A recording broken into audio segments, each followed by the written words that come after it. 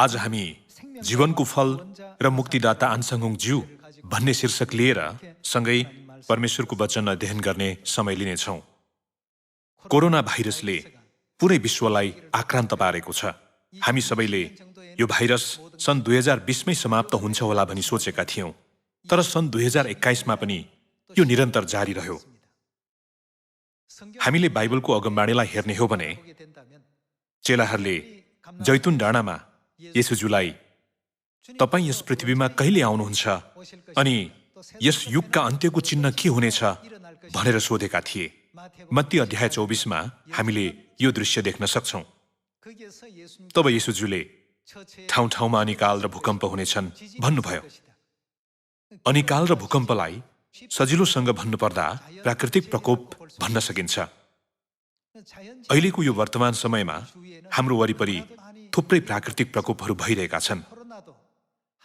यो corona virus पनि एक किसिमको महामारी होइन र? सन् 2015 मा फ्रान्समा विकसित राष्ट्रहरूबीच जलवायु परिवर्तन सम्बन्धी सम्झौता गरिएको थियो। उक्त जलवायु सम्झौतामा यो पृथ्वीको तापक्रम 2 डिग्री सेल्सियस भन्दा बढी हुन दिनु हुँदैन। 2 डिग्री सेल्सियस भन्दा माथि वृद्धि हुनु अगावै हामीले यसलाई रोक्नुपर्छ भनिएको थियो। त्यसैले अहिले सबै राष्ट्रहरूले त्यसो गर्न हर प्रयत्न गरिरहेका छन्। तर अहिले पृथ्वीको तापक्रम 1 डिग्री सेल्सियस बढिसकेको छ। यसरी पृथ्वीको तापक्रम 1 डिग्री सेल्सियस बढेकोले पृथ्वीमा विभिन्न परिवर्तनहरू देखिन थालेका छन्। जलवायु परिवर्तन हुन थालेको छ। 6 वर्ष अघि यदि पृथ्वीको तापक्रम 2 डिग्री सेल्सियस भन्दा माथि पुग्यो भने यो पृथ्वी नष्ट हुनेछ भनिएको थियो। तिनीहरूले यो पृथ्वीको तापक्रम 2 डिग्री सेल्सियस भन्दा माथि वृद्धि हुन नदिन हर प्रयत्न गरौँ भने तापनि यहाँको तापक्रम पहिल्यै 1 डिग्री सेल्सियस माथि पुगिसकेको छ। त्यसो भए यदि बाँकी रहेको 1 डिग्री सेल्सियस पनि बढ्यो भने के हुन्छ होला? अन्टार्कटिकका हिमशिलाहरू पग्लनेछन्, आर्कटिकका बरफहरू सबै पग्लनेछन् अनि पर्माफ्रस्ट बनाउने आइस क्यापहरू पग्लिएर त्यसको मुनि भएको जमिनको भाग देखा पर्नेछ। आइस क्यापहरू पग्लिनु कुनै चिन्ताको विषय होइन भनेर मानिसहरूले सोच्न सक्छन्। तर समस्या के हो भने हजारौं वर्षदेखि जीवहरू नमरिकन त्यसमा जमेर बसेका छन्। मानव जातिले कहिल्यै सामना नगरेका भाइरसहरू निष्क्रिय अवस्थामा त्यहाँ लुकेर बसेका छन् भन्ने कुरा हो।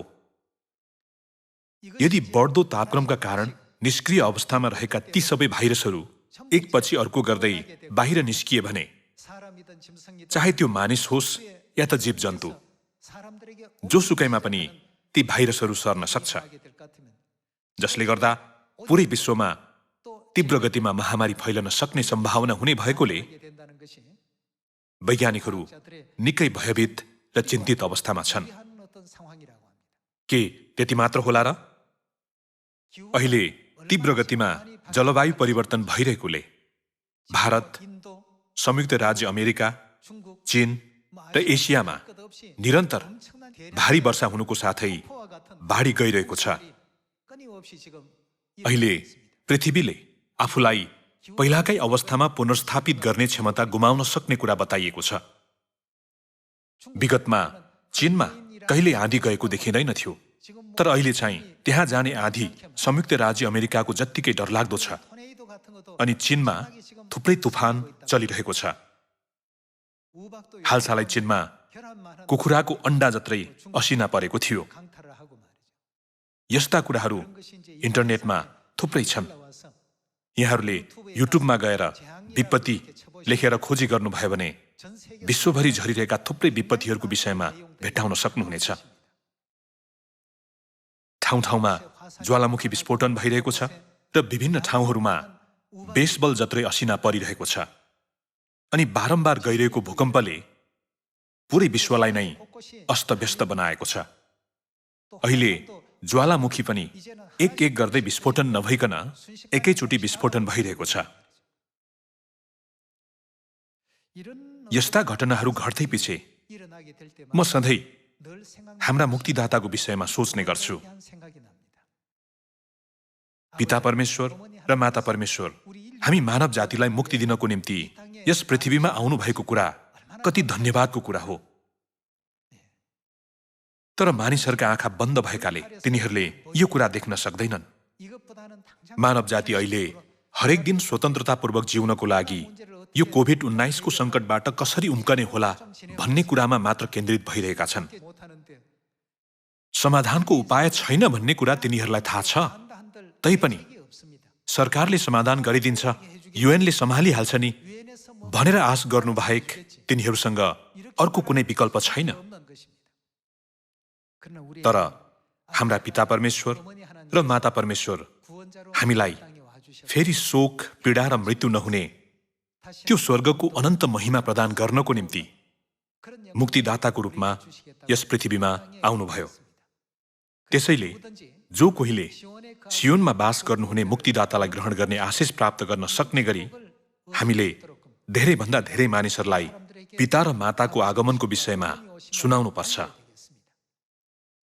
स्वर्गीय प्रजा भएका हामीहरूले मुक्तिदाताको रूपमा आउनुभएका पिता परमेश्वर र माता परमेश्वरलाई कति धन्यवाद चढाउनु पर्छ होला भन्ने बारे पुनः एकपटक सोची हेरौँ।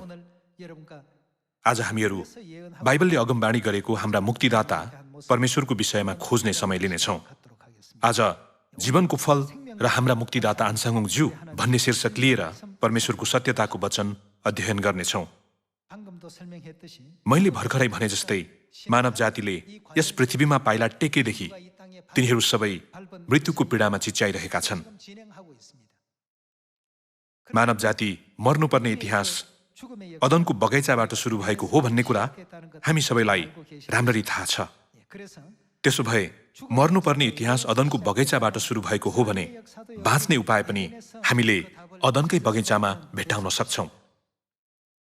त्यसैले यस विषयमा आफ्ना सन्तानहरूलाई स्पष्टसँग बुझाउनको निम्ति येशूज्यूले मत्ती अध्याय 13 मा एकदमै महत्त्वपूर्ण शिक्षा दिनुभएको छ। मत्ती अध्याय 13 को पद 34 को वचन हेरौँ। येशूले यी सबै कुरा मानिसहरूलाई दृष्टान्तमा भन्नुभयो। बिना दृष्टान्त उहाँले तिनीहरूलाई केही पनि भन्नु भएन। अगमवक्ताद्वारा यसरी भनिएको वचन पूरा भयो, म आफ्नो मुख दृष्टान्तहरूमा खोल्नेछु, संसारको उत्पत्तिदेखि लुकाइराखेका कुरा म जाहेर गर्दछु। येशूज्यूले 66 भागको पुस्तक बाइबलमा परमेश्वरको सबै रहस्यहरू दृष्टान्तमा लुकाउनु भएको छ भनेर भन्नुभयो। यसबाहेक उहाँले सृष्टिको सुरुदेखि लुकाएर राखिएका ती सबै कुराहरू दृष्टान्त मार्फत जाहेर गर्नेछु भनेर वर्णन गरिदिनुभयो। बाइबलको उत्पत्तिको पुस्तकमा संसारको सृष्टिको विषयमा उल्लेख गरिएको कुरा हामीलाई राम्ररी थाहा छ। यो उत्पत्तिको पुस्तकमा परमेश्वरको 6000 वर्षको मुक्तिको कार्यको सबैभन्दा महत्त्वपूर्ण विषय उल्लेख गरिएको छ। त्यो नै असल र खराबको ज्ञान दिने रुखको फल र जीवनको फलको विषय हो। परमेश्वरले आदम र हव्वालाई बनाउनु भएर असल र खराबको ज्ञान दिने रुखको फल र जीवनको फल रोप्नु भएको अदनको बगैँचामा राख्नुभयो। उत्पत्ति अध्याय 2 को पद 9 को वचन हेरौँ। अनि हेर्नमा राम्रो र खानमा असल फल भएको हरेक किसिमको रुख परमप्रभु परमेश्वरले भूमिबाट उमार्नुभयो।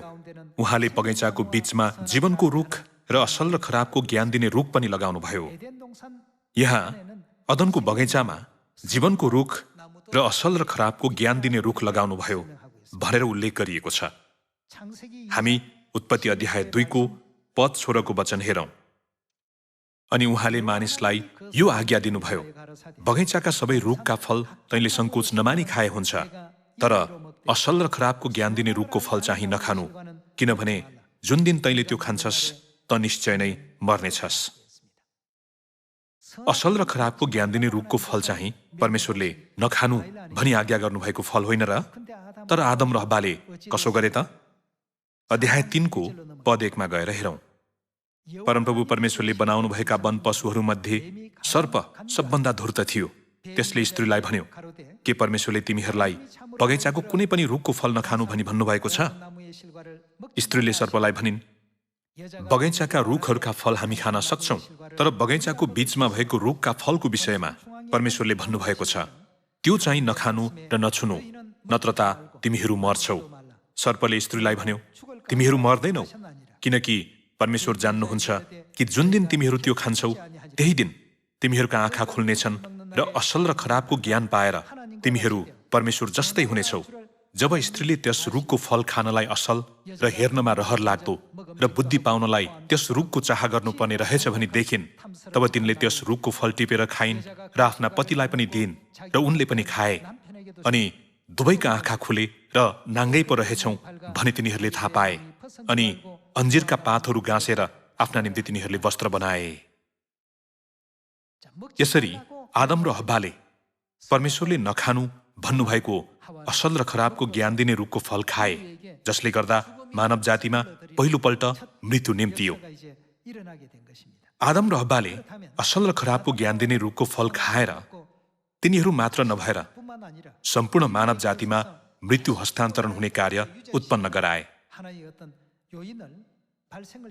तर परमेश्वरले मानव जातिलाई यत्तिकै मर्न नछोडिदिनु भई मानव जातिले खाए भने सदा सर्वदा जीवित रहने त्यस्तो प्रणाली अदनको बगैँचामा पहिल्यै स्थापना गरिदिनुभयो। अध्याय 3 को पद 22 को वचन हेरौं। तब परमप्रभु परमेश्वरले भन्नुभयो, मानिस हामी जस्तै असल र खराबको ज्ञान जान्ने भएको छ। अब त्यसले जीवनको रुखको फल पनि टिपेर खान नपाओस्, नत्र भने त्यो सधैँभरि जीवित रहला। असल र खराबको ज्ञान दिने रुखको फल खायो भने मर्ने, तर जीवनको फल खायो भने चाहिँ सदा सर्वदा जीवित रहने विशेषता थियो। पद 23 देखि लगातार हेरौं। यसै कारण जुन भूमिबाट उनी बनाइएका थिए त्यसैको खेती किसानी गर्न परमप्रभु परमेश्वरले उनलाई अदनको बगैँचाबाट निकालिदिनु भयो। उहाँले मानिसलाई धपाइदिनु भएपछि जीवनको रुखतर्फको बाटो के गर्न? पहरा गर्नलाई उहाँले अदनका बगैँचाको पूर्वपट्टि करूबहरू र चारैतिर घुमिरहने ज्वालामय तरबार राखिदिनु भयो। पाप गर्नु अघि तिनीहरू मनले चाहे जति जीवनको रुख लिएर जान सक्थे, तर अब चाहिँ जीवनको फलतर्फ जाने बाटो बन्द भएको थियो। त्यस बेलादेखि रोमीको पुस्तकमा लेखिए जस्तै आदम र हव्वाले, हाय म कस्तो दुखी मानिस, यस मृत्युको शरीरबाट मलाई कसले छुटाउला भनेर बिलौना गरेको विषयमा हामीले बाइबल मार्फत देख्न सक्छौं। उत्पत्तिको पुस्तकमा अभिलेख भएको यो इतिहास चाहिँ एउटा दृष्टान्त हो। परमेश्वरले अदनको बगैँचामा घटेको घटना मार्फत स्वर्गमा हामीले कसरी शैतानको छलमा परेर पाप गर्यौं भन्ने कुरा जानकारी गराउन चाहनु भएको हो। हामीले असल र खराबको ज्ञान दिने रुखको फल खाएर पाप गरेको भए पनि जीवनको फल खायौं मात्र भने फेरि अनन्त जीवन र अदनको बगैँचा पुनर्स्थापन हुने परमेश्वरको महिमित प्रबन्ध पूरा हुन्छ नि, होइन र? त्यसो भए बाइबलमा उल्लेखित अदनमा भएको जीवनको फलको वास्तविकता के होला? प्रकाश अध्याय 4 को वचन हेर्ने हो भने सबै कुरा परमेश्वरको इच्छा बमोजिम सृष्टि भएका हुन् भनिएको छ नि, होइन र? त्यसो भए जीवनको फलको दृष्टान्तको वास्तविकता के होला? यूहन्ना अध्याय 6 को पद 53 को वचन सँगै हेरौं। येशूले तिनीहरूलाई भन्नुभयो, साँच्चै म तिमीहरूलाई भन्दछु, तिमीहरूले मानिसको पुत्रको देह खाएनौ र उसको रगत पिएनौ भने तिमीहरूमा जीवन हुँदैन। मेरो देह खाने र मेरो रगत पिउनेसित अनन्त जीवन छ र अन्त्यको दिनमा म त्यसलाई जीवित पार्नेछु, किनभने मेरो देह साँच्चै खाने कुरो हो र मेरो रगत साँच्चै पिउने कुरो हो। मेरो देह खाने र मेरो रगत पिउने चाहिँ ममा रहन्छ र म त्यसमा रहन्छु। जसरी जीवित पिताले मलाई पठाउनु भयो, म पिताको कारणले जिउँछु, त्यसै गरी मलाई खाने पनि मेरो कारणले जिउनेछ। पद 54 मा मेरो देह अर्थात् येशूज्यूको देह खाने र येशूज्यूको रगत पिउनेसित अनन्त जीवन छ भनिएको छ। त्यसो भए परमेश्वरका सृष्टिका थोकहरूमध्ये खायो भने हामीलाई अनन्त जीवन दिन सक्ने गरी सृष्टि भएको कुरा के थियो त? त्यो नै जीवनको फल हो। तर यूहन्ना अध्याय 6 को पद 53 मा येशूज्यूको देह खाने र येशूज्यूको रगत पिउनेसित अनन्त जीवन छ भनिएको छ। पुरानो करार छाया हो र नयाँ करार चाहिँ वास्तविकता हो नि, होइन र? त्यसो भए छायामा दृष्टान्तको रूपमा देखा परेको अदनमा भएको जीवनको फलको वास्तविकता नै येशूज्यूको देह र येशूज्यूको रगत होइन र? त्यसैले येशूज्यूको देह खानु र उहाँको रगत पिउनु भन्नुको अर्थ नै अदनको बगैँचामा भएको जीवनको फल खानु भन्ने अर्थ हो। यो साँच्चै महत्त्वपूर्ण विषय हो। मृत्युको सुरुवात अदनको बगैँचाबाट भएको हो भनेर महसुस गर्ने मानिसले हाम्रो लागि येशूज्यूको देह र रगत कति महत्त्वपूर्ण छ भन्ने कुरा पनि महसुस गर्नुपर्छ। यो कुरा बुझ्ने मानिसहरू नै जीवनमा सबैभन्दा बहुमूल्य धन प्राप्त गरेकाहरू हुन्। अनन्त जीवन प्राप्त गर्ने एकमात्र तरिका भनेकै जीवनको फल खानु हो र येशूज्यूले आउनु भएर यसको वास्तविकताको बारेमा वर्णन गरिदिनुभयो। मानिसको पुत्रको देह र रगत नै अदनको जीवनको फल हो भन्ने यथार्थता उहाँले हामीलाई बोध गराइदिनुभयो। त्यसो भए सबैभन्दा महत्त्वपूर्ण विषय चाहिँ हामीले येशूज्यूको देह र रगत कसरी खान र पिउन सक्छौं भन्ने कुरा हो नि, होइन र? यदि परमेश्वरबाट यो सत्यताको शिक्षा पाएका छौं भने हामीले संसारको कुनै पनि कुराको ईर्ष्या गर्नु हुँदैन। संसारभरि फैलिरहेको कोरोना भाइरस र जलवायु परिवर्तनका कारण मानिसहरू अति नै त्रसित भए तापनि हामीहरू चाहिँ अनन्त स्वर्गको आशा लिएर ती सम्पूर्ण मानव जातिमाथि दया गर्दै सक्दो चाँडो यो सुसमाचार सुनाउन सक्ने हुनुपर्छ नि, होइन र? परमेश्वरले हामीले येशूज्यूको देह खान र रगत पिउन सक्ने विधि यस पृथ्वीमा स्थापना गरिदिनु भएको छ। मत्ती अध्याय 26 पद 17 वचन हेरौं। अब अखमेरी रोटीको चाडको पहिलो दिन, निस्तार चाड र अखमेरी रोटीको चाड चाहिँ 3 चरणका 7वटा चाडहरू मध्येको पहिलो चरणमा पर्ने चाड भएकोले बाइबलमा निस्तार चाडलाई अखमेरी रोटीको चाडको पहिलो दिन भनेर अभिव्यक्त गरिएको हो। चेलाहरूले येशू कहाँ आएर भने, तपाईको निम्ति निस्तार चाडको भोज खाने प्रबन्ध हामी कहाँ गरौं? उहाँले भन्नुभयो, शहरमा एकजना मानिस कहाँ जाऊ र तिनलाई भन, गुरुजी भन्नुहुन्छ मेरो बेला नजिक आएको छ, म आफ्ना चेलाहरूसँग तिम्रो घरमा निस्तार चाड मान्नेछु। तब येशूको आदेश अनुसार चेलाहरूले गरे र तिनीहरूले निस्तार चाडको प्रबन्ध मिलाए। निस्तार चाड मनाएको दृश्य पद 26 गएर हेरौं। तिनीहरूले भोज खाइरहेको बेला येशूले रोटी लिनुभयो र आशीर्वाद दिनुभएपछि उहाँले त्यो भाँच्नुभयो र चेलाहरूलाई दिनुभयो र भन्नुभयो, लेऊ खाऊ, यो मेरो के हो? शरीर हो। हामीले केही समय अघि हेरेको यूहन्ना अध्याय 6 के भनिएको थियो त? मेरो देह खाने र मेरो रगत पिउनेसित के छ? अनन्त जीवन छ भनिएको थियो। परमेश्वरले सृष्टि गर्नुभएका सृष्टिका थोकहरू मध्ये हामीलाई अनन्त जीवन दिने प्रतिज्ञा समावेश भएको सृष्टिको थोक नै अदनको बगैँचामा भएको जीवनको फल मात्र हो। तर येशूज्यूले तिमीहरूले मानिसको पुत्रको देह खायौ र उहाँको रगत पियौ भने तिमीहरूमा अनन्त जीवन हुनेछ भन्नुभयो। उहाँले निस्तार चाडको रोटी लिनु भएर यो मेरो के हो? शरीर हो भन्नुभयो। यूहन्ना अध्याय 6 उल्लेख गरिए अनुसार उहाँले निस्तार चाडको रोटी नै मानिसको पुत्रको शरीर हो भन्ने कुरा जानकारी दिनुभयो। पद 27 वचन हेरौं। तब कचौरा पनि लिएर धन्यवाद दिई उहाँले तिनीहरूलाई यसो भनेर दिनुभयो, तिमीहरू सबैले यसबाट पियो भन्नुभयो। पद 28 हेरौं। किनभने यो नयाँ करारको मेरो रगत हो जो धेरैका निम्ति पापको प्रायश्चितको लागि बगाइन्छ। यूहन्ना अध्याय 6 येशूज्यूको देह खाने र येशूज्यूको रगत पिउनेसित अनन्त जीवन छ भनिएको छ। योद्वारा येशूज्यूको देह र रगत नै अदनको बगैँचामा भएको जीवनको फलको वास्तविकता हो भन्ने कुरा निश्चित गर्न सक्छौं। त्यसो भए येशूज्यूको देह र रगत के हो त? येशूज्यूले यसलाई धर्मविधिको रूपमा निस्तार चाडको सत्यतामा समावेश गराउनु भएर मानव जाति जो कोहीले पनि विश्वास लिएर परमेश्वरको आज्ञा र व्यवस्था पालन मात्र गरे भने अनन्त जीवन पाउन सक्ने बाटो खोलिदिनु भएको छ। उत्पत्तिको इतिहासलाई फर्केर हेर्ने हो भने पापीहरू जीवनको फलको नजिक जान नपाउन् भनेर परमेश्वरले जीवनको फलतर्फको बाटो बन्द गर्न करुभरलाई आज्ञा गर्नुभएको थियो।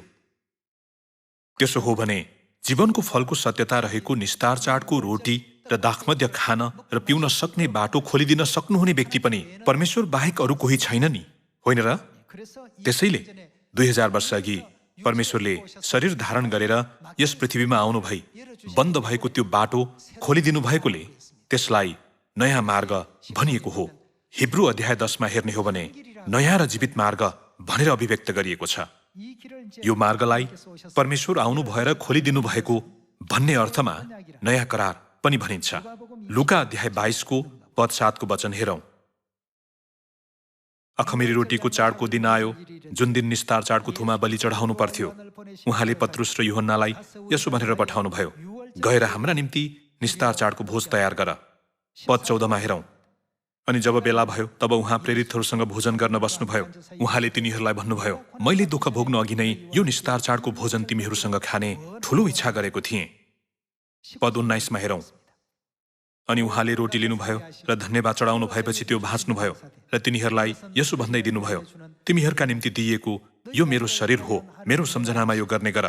यसै गरी खाइसक्नु भएपछि उहाँले कचौरा लिनुभयो र भन्नुभयो, यो कचौरा तिमीहरूका निम्ति बगाइएको मेरो रगतमा स्थापित गरिने के हो? नयाँ करार हो। नयाँ करार भन्ने शब्दले त्यस बेलासम्म यस्तो करार पहिला कहिल्यै स्थापना भएको थिएन भन्ने कुरा बुझाउँछ। यो पृथ्वीमा असंख्य मानिसहरू जन्मे र मरे, तर त्यस बेलासम्म पनि जीवनको फल खान सक्ने बाटो खोलिएको थिएन नि, होइन र? येशूले हामीलाई अनन्त जीवन दिनुहुने तरिका उहाँको पहिलो आगमन र दोस्रो आगमन दुवै समयमा उस्तै हो। दाजुभाइ तथा दिदीबहिनीहरू, निस्तार चाड मान्नु चाहिँ असल र खराबको ज्ञान दिने रुखको फल खाएर मर्नुपर्ने भएका मानव जातिलाई सुम्पिएको सबैभन्दा महत्त्वपूर्ण कार्य हो नि, होइन र? त्यसो भए अहिले यो सत्यता कसलाई मात्र थाहा छ त? यहाँहरू र मलाई पहिला कहिल्यै थाहा नभएका यी सबै विषयहरू यस पृथ्वीमा आउनु भएर हामीलाई थाहा दिनुभएको र हाम्रो निम्ति सबै बाटो खोलिदिनु भएको व्यक्ति नै स्वर्गीय पिता अन्साहुजी हुनुहुन्छ नि, होइन र? 2000 वर्ष अघि निस्तार चाड स्थापना गर्नुहुँदा यूहन्ना अध्याय 10 को वचनमा हेर्ने हो भने येशूले चोर त चोर्न, मार्न र नाश पार्न मात्र आउँछ, म त तिनीहरूले के पाउन्, जीवन पाउन् भन्ने हेतुले आए भन्नुभयो। येशूले म जीवन दिन आए भन्नुहुँदा उहाँले भन्न खोज्नु भएको कुरा नै म तिमीहरूलाई जीवनको फल खान दिनेछु भन्ने थियो। येशूले 2000 वर्ष अघि यस पृथ्वीमा आउनुहुँदा जीवनको फलको वास्तविकता, निस्तार चाडको सत्यता स्थापना गरिदिनु भएको थियो। तर ईस्वी सम्बत 325 मा निकेयाको धार्मिक सम्मेलनमा निस्तार चाडको व्यवस्था हटाइयो। त्यसको परिणामस्वरूप धार्मिक अन्धकारको युगको दौरान मानव जातिको लागि अनन्त जीवन पाउने बाटो बन्द भयो। त्यसो भए कसले फेरि आउनु भएर यो बाटो खोलिदिनुपर्छ त? यो चाहिँ बाइबलविद वा बाइबल धेरै अध्ययन गर्ने मानिसहरूले समेत पत्ता लगाउन नसक्ने सत्यता हो। केवल मुक्तिदाता आउनु भएमा मात्र समाधान हुन सक्ने समस्या हो नि, होइन र? हिब्रू अध्याय 9 को पद 27 को वचन हेरौं। जसरी मानिसको निम्ति एकपटक मर्नु निश्चित छ र त्यसपछि इन्साफ, त्यसरी ख्रिस्ट पनि धेरैजनाका पाप बोक्नलाई एकैपल्ट बलि हुनुभयो र उहाँ कतिऔंपल्ट?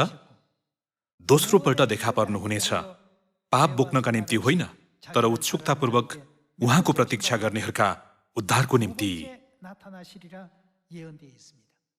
बाइबलमा ख्रिस्ट पहिलोपल्ट हाम्रो पापको सट्टामा पाप बलिको रूपमा आउनुभयो र दोस्रो पल्ट चाहिँ हामीलाई मुक्ति दिनको निम्ति आउनुहुनेछ भनेर भनिएको छ। अहिलेको यो समय मुक्ति अत्यावश्यक भएको समय हो। त्यसो भए असल र खराबको ज्ञान दिने रुखको फल खाएर मर्नुपर्ने भएका मानव जातिलाई बचाउनको निम्ति अनिवार्य अदनको बगैँचाको जीवनको फल आवश्यक पर्छ। जीवनको फल चाहिँ परमेश्वरले हामीलाई पापबाट मुक्त गराउनु भएर मुक्तिको बाटो खोलिदिनुहुने एक बहुमूल्य चिन्ह हो। त्यसैले त ख्रिस्टले जीवनको फलको सत्यताको रूपमा निस्तार चाडको सत्यता स्थापना गरिदिनु भएन र? त्यसको लागि ख्रिस्टले दोस्रो पल्ट यस पृथ्वीमा आउनुहुँदा अनिवार्य नयाँ करार निस्तार चाडको सत्यता लिएर आउनुपर्छ।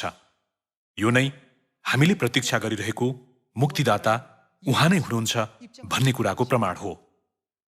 उहाँको दोस्रो आगमन तोकिएको समयमै हुनुपर्छ।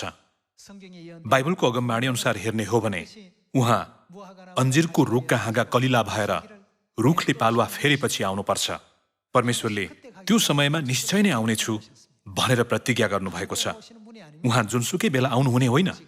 बाइबलले गवाही दिएको मुक्तिदाता बाहेक अरू कसैले पनि हामीलाई हाम्रो पापबाट मुक्त गराउन र अन्तिम विपत्तिबाट बचाउन सक्दैन। हामीलाई मुक्ति दिनको निम्ति परमेश्वर दोस्रोपल्ट यस पृथ्वीमा आउनुभयो। यसै आगमवक्ताले परमेश्वरको आगमनको विषयमा पहिल्यै स्पष्टसँग भविष्यवाणी गरेका छन्। उहाँले छिप्पिएको मध्यको भोज लगाउनु भएर मृत्युलाई सदाको निम्ति निल्नुहुनेछ। निश्चय उहाँ नै हाम्रा को हुनुहुन्छ? परमेश्वर हुनुहुन्छ। हामीले उहाँमाथि भरोसा गर्यौं र उहाँले नै हामीलाई बचाउनुभयो। बाइबलले एकदमै सटीक ढङ्गमा परमेश्वरको विषयमा गवाही दिएको छ नि। निषेध गरिएको असल र खराबको ज्ञान दिने रुखको फल खाएर अनन्त मृत्युको भागीदार भएका मानव जातिलाई नयाँ करार निस्तारचार मार्फत मुक्तिको बाटोमा डोर्याउनु हुने व्यक्ति को हुनुहुन्छ? हामीलाई निस्तारचारको सत्यता घोषणा गरिदिनु भएर जीवनको फलतर्फको बाटोमा डोर्याउनु हुने व्यक्ति को हुनुहुन्छ त? उहाँ नै हाम्रा परमेश्वर अन्साउङज्यू हुनुहुन्छ नि, होइन र? अनि पवित्र आत्माकी दुलही हुनुभएकी स्वर्गीय यरुसलेम माता हुनुहुन्छ नि, होइन र? हामीले यी सबै सत्यताहरूलाई हलुका रूपमा लिनु हुँदैन। अहिले हामीले कति धेरै अनुग्रह पाइरहेका छौं भन्ने कुरालाई सधैँ मनमा राखेर परमेश्वरको त्यो अनुग्रहलाई धन्यवादी मनद्वारा ग्रहण गर्ने हामीहरू हुनुपर्छ। यो संसारको कुनै पनि व्यक्ति हाम्रो मुक्तिदाता हुन सक्दैन। हाम्रा मुक्तिदाता सियोनमा आउनुभएका को हुनुहुन्छ? हाम्रा मुक्तिदाता पिता अन्साहुङज्यू र नयाँ यरुसलेम स्वर्गीय माता हुनुहुन्छ। यो यथार्थतालाई हृदयमा गहिरो गरी खोपेर उहाँहरूले जता जता डोर्याउनुहुन्छ अन्त्य समय पछ्याएर अनन्त स्वर्ग राज्यमा प्रवेश गर्न सक्ने सन्तहरू भइदिन हुन पुनः एकपटक अनुरोध गर्दछु। वचनद्वारा प्रशस्त अनुग्रह प्राप्त गर्नुभयो भन्ने आशा गर्दै आजको प्रवचन समाप्त गर्दछु। धन्यवाद।